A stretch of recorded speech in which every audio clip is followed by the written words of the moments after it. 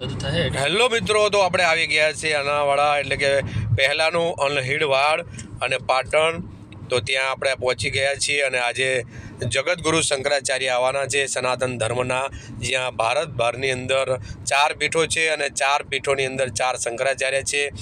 પહેલી પીઠની અંદર આવેલા છે દ્વારકા પીઠના શંકરાચાર્ય સ્વામી સદાનંદ સરસ્વતી, અને બીજી પીઠ એવી છે જે જ્યોતિર્મઠ બદ્રીનાથની અંદર આવેલી છે, ત્યાં આવેલા છે શંકરાચાર્ય સ્વામી અવિમુક્તેશ્વરાનંદ સરસ્વતી. અને ત્રીજી પીઠ એટલે કે ગોવર્ધન મઠ પુરીની અંદર આવેલી છે, એમ તેમના શંકરાચાર્ય છે સ્વામી નિશ્ચલાનંદ સરસ્વતી, અને આજે એ પોતે જ અહીંયા પધારવાના છે. અને ચોથી પીઠ આવેલી છે શૃંગેરી મઠ, ત્યાં શંકરાચાર્ય છે સ્વામી ભારતી તીર્થ. તો આ છે 4 શંકરાચાર્યો ભારતના અને સનાતન ધર્મના ગુરુ, અને તેમનું આખું જેટલા શબ્દોમાં વર્ણન કરીએ એટલું ઓછું છે. તો મિત્રો, પરમ પૂજ્ય જગતગુરુ શંકરાચાર્ય નિશ્ચલાનંદજી બાપુ પધારી ચૂક્યા છે, અને આપણે તેમના દર્શન કરીશું. હું અને મારી બાજુવાળા મિત્ર વેદુભા અને મારા સાથી બાઉન્સર શૈલેષભાઈ અને તેમના દીકરા પણ અહીંયા બાપુના ચરણોમાં શીશ ઝુકાવશું, અને અમે પણ ઝુકાવશું. તો હવે સીધા આપણે દર્શન કરી અને સીધા જ આપણે જઈશું શ્રીમદ ભાગવત કથા અને ગૌ ભક્તિ મહોત્સવનો ઉજવા જઈ રહ્યા છે ત્યાં. અને આપણે જોઈ શકો છો મિત્રો, આપણે આવી ગયા છીએ જે કપિલા ગૌ માતા છે ત્યાં, અને તેમના જ આ વંશજ ગૌ માતા છે, અને એમના દર્શન કરી લીધા છે. અને અહીંયા સરસ મજાની 7 દિવસ, આજે 4થો દિવસ છે, અને 7 દિવસ આરતી થાય છે. અહીંયા સિક્યુરિટી પણ એટલી ટાઈટ છે, પોલીસ બંદોબસ્ત તો ખૂબ છે. જે આના મનોરથી છે જેવા બાપુ જાડેજા બાપુ નરેન્દ્રસિંહ, અને એમના સાથી એટલે કે જે કહેવાય ને કે ચેતનભાઈ વ્યાસ આખી આ કથાના મનોરથી છે, અને આપણા ત્યાં આખું જે ભવ્ય આયોજન કર્યું છે તેના મેઇન દાતા છે. અને હવે આપણે પહોંચી ગયા છે જે કથા છે ભાઈ શ્રી રમેશભાઈ ઓઝા દ્વારા જે આખું કથાનું રસપાન એટલે કે ગૌ ભક્તિ મહોત્સવનું આખું આયોજન કરવામાં આવી રહ્યું છે.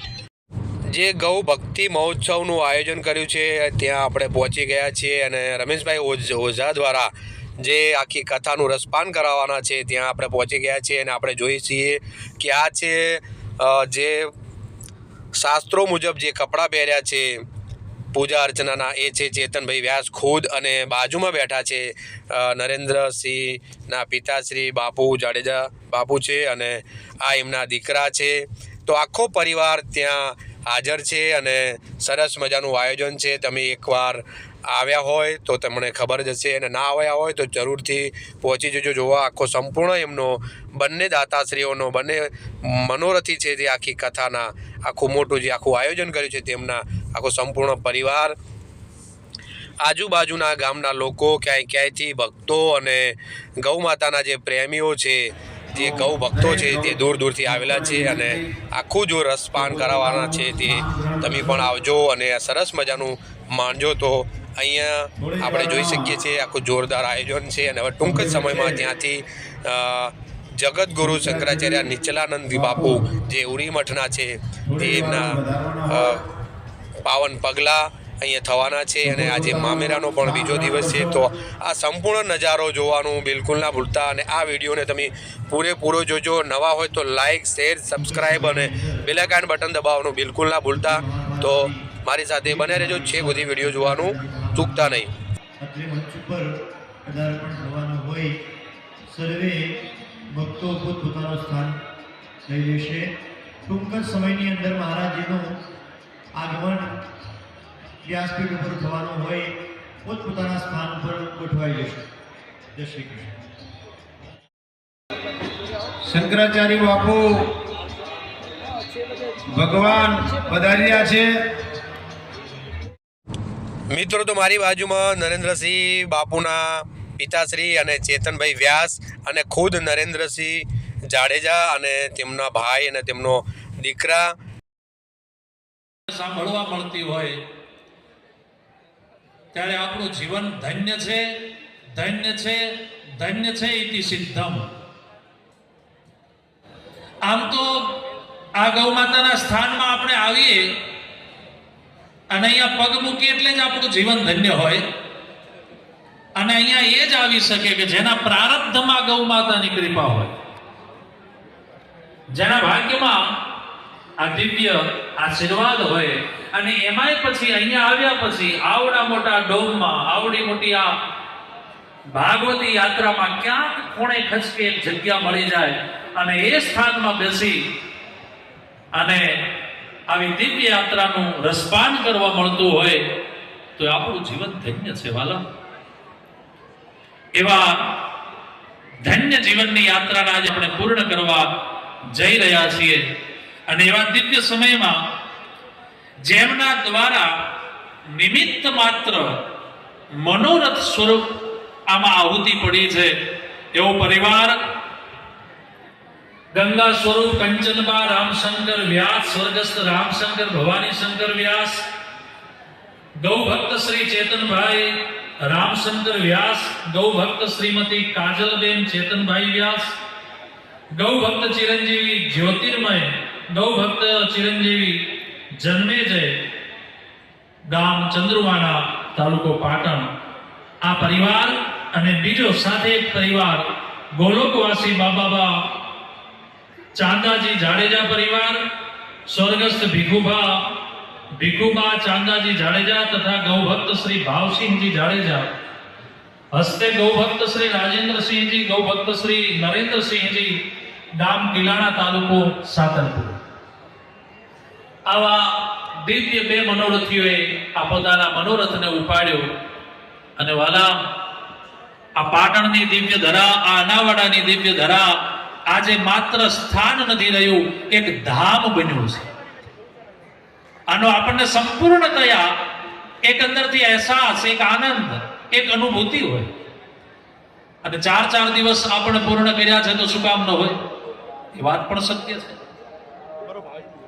તેવા દિવ્ય સ્થાન ઉપર આજે કુંવરબાઈનું મામેરું, આમ તો ગઈકાલે પ્રારંભ થયો છે પૂજ્ય મુકુંદજી મહારાજના દિવ્ય મુખારવિંદથી, અને જેમની વાણી એટલે ગાયની વાણી, જેમની વાણી એટલે ગૌની વાણી, અને જેમની વાણી એટલે પૂજ્ય પથમેડા વાળા મહારાજની વાણી. એવી દિવ્ય રસમય વાણી દ્વારા એમાં વેદ કેટલો છે, એમાં શાસ્ત્રો કેટલા છે, એમાં પુરાણો કેટલા છે, એમાં શાસ્ત્રોના શ્લોકો કેટલા છે એ મહત્વના નથી, પણ એમાં ભાવ કેટલો છે એ બહુ મોટો મહત્વનો છે. એટલે એવા દિવ્ય ભાવથી અહીંયા નાનીબાઈનો માયરો, એટલે આપણી ગુજરાતી ભાષામાં કહીએ તો કુંવરબાઈનું મામેરું. જે કુંવરબાઈ નરસિંહ મહેતાના દીકરી, અને એમના આંગણામાં બધા જ જ્યારે એમને કહેતા હોય કે તારા બાપની પાસે કાંઈ નથી, કાંઈ નથી, કાંઈ નથી, અને તને શું આપવાના, અને એ મનમાં જે એને ચિંતા છે, અને એ ચિંતાને લઈ અને પોતાના પિતાને કહે છે કે બાપા હવે મારે શું કરવાનું.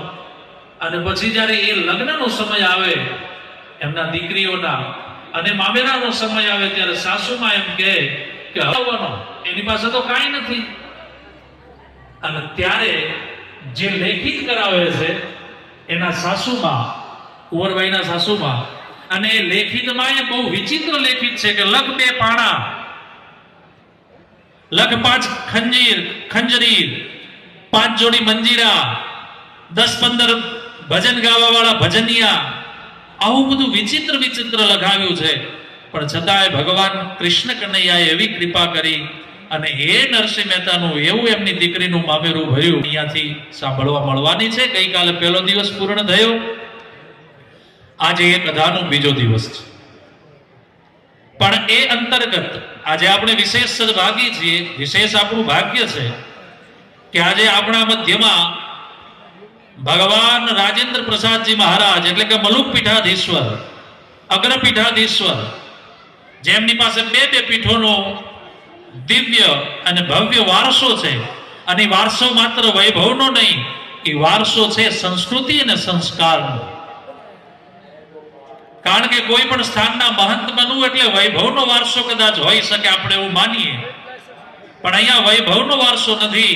અહીંયા સંસ્કૃતિ, વેદ, વેદાંત, ઉપનિષદ, પુરાણ અને સંસ્કારથી સભર આવા વારસાને લઈ, આવી દિવ્ય વાતોને લઈ, આવા દિવ્ય વિચારોને લઈ અને પૂજ્ય મલુક પીઠાધીશ્વર પૂજ્ય રાજેન્દ્રદાસજી મહારાજ આપણા બધાના મધ્યમાં આપણા ટૂંક સમયમાં જ પધારવાના છે. એટલે આપણા માટે બહુ મોટી ગૌરવની વાત છે કે મહારાજ અહીં આવશે, એમની દિવ્ય વાણી દ્વારા આપણને એમનો લાભ મળશે. અને એ વાણી કેવી હશે? જેની અંદર એક એક વાતો આપણા જીવનની યાત્રા માટેની હશે. कहावत होती है और कहावतों में भी भगवान की कृपा से बहुत अच्छी कथाएं होती है और वही कथाएं हमारे जीवन में बहुत बड़ा एक रास्ता दिखाती है. तो उस कथा यात्रा को लेकर के, उस ऐसी दिव्य बातों को लेकर के महाराज जी पधारने वाले हैं. तो एवा राजेंद्रदास जी महाराज ना दिव्य मुखारविंदથી દિવ્ય રસમય વાતો આપણને સાંભળવા મળવાની છે. પૂજ્ય ગુરુદેવ ભગવાન પૂજ્ય ભાઈશ્રી આજ સવારના જ કથામાં કહ્યું હતું કે 9 સ્કંદ સુધીની જે કથા છે એ માનો એક 9 માસનો ગર્ભ છે. અને 9 માસનો ગર્ભ જ્યારે પૂર્ણ થાય છે ત્યારે જ માના ગર્ભથી એક દિવ્ય ઓજસ્વી તેજસ્વી બાળકનું પ્રાગટ્ય થાય છે. અને એ જે બાળક પ્રગટે છે એ જીવનમાં 3 પ્રકારથી આપણે ત્યાં સાહિત્ય કહે છે એમ પણ કે જનની જણ તો 3 નાર અને કા દાતા કા ભગત કા સુર નહીં તાર રેજે તું આંજણી અરે રે તારું મત ગુમાવીશ નૂર.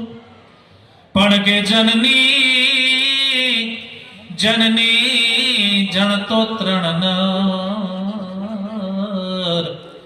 અરે રે કા દાતા કા ભગત કા સુર. પણ કે નહીં તાર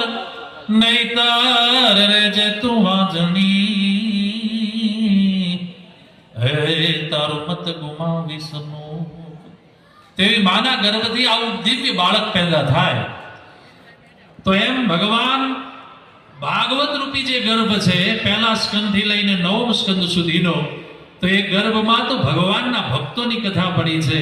એ ગર્ભમાં ભગવાનના દિવ્ય ચરિત્રોની કથા પડી છે. અને એવી કથા જે સાંભળતા સાંભળતા 9 સ્કંદ પૂરા થાય ત્યારે 10મ સ્કંદના પ્રારંભે ભગવાન શ્રી કૃષ્ણનું પ્રાગટ્ય થાય છે.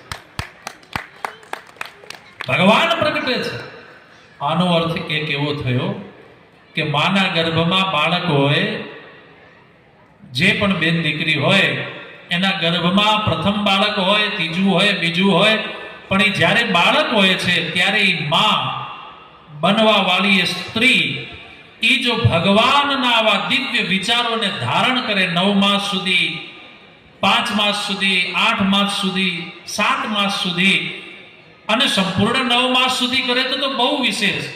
પણ આવા 7-8 મહિના સુધી પણ જો ભગવાનની દિવ્ય વાતો, દિવ્ય કથાઓ સાંભળવા મળી જાય, એવું વાંચન થઈ જાય, એવા ચરિત્રો સંભળાઈ જાય, તો એના ગર્ભથી જે પેદા થાય એ બાળક જીવનમાં કાં તો સુરવીર બને, કાં દાતા બને અને કાં તો એ ભક્ત બનીને ભગવાનની ગાથાઓની ગાય.